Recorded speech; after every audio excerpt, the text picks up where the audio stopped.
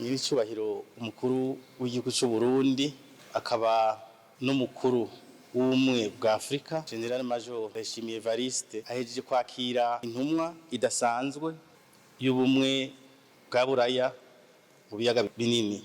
Uyu nawe yitwa John Borgstem, akaba yaje afise intumbero yo kuyaga n'umukuru w'igihugu cacu ibibazo bitatu nyamukuru.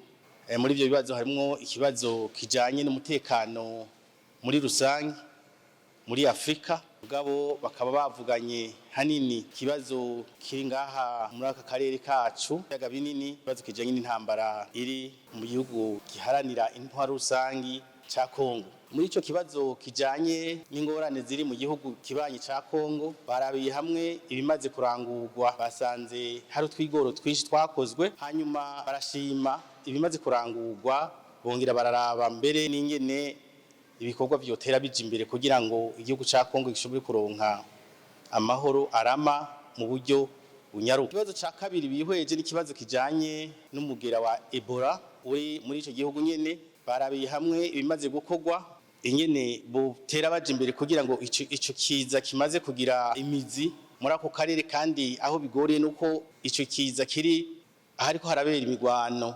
Aho rero babonye ko bitoroshe kugira ngo bashobore kunyarutsa gushikira abo bose bafise ingorane, ariko bashimye ibimaze gukorwa, bongera barabona ko inguvu zogwizwa kugira ngo ico kibazo gishobore kuronka inyishu mu buryo bwihuse. Iryo shirahamwe ry'ubumwe bwa Buraya rero ikaba rimaze gutanga imiliyoni zishika 15 z'amadolari kugira ngo ayo mahera ashobore kugarukira ku bantu bafise ibibazo muri Kongo. Ikibazo ca gatatu barabiye hamwe ni imigenderanire iri hagati y'ubumwe bwa Buraya hamwe n'igihugu cy'u Burundi. Basanze iyo migenderanire ari myiza gushika ubu, ariko babonye ko ari vyiza ko yotera ije imbere. Nyiricubahiro umukuru w'igihugu cy'u Burundi yerekanye ko ivyo bamaze gukorana n'ubumwe bwa Buraya ari vyinshi, kandi ko ivyo bavyiza babandanije mu ngendo bamye bakoresha yo kumvikana gukorera hamwe, kandi n'uwo mushitsi yabibona uko nyene baganiriye bahuza, baganiriye bagendera byumviro byuzuzanya.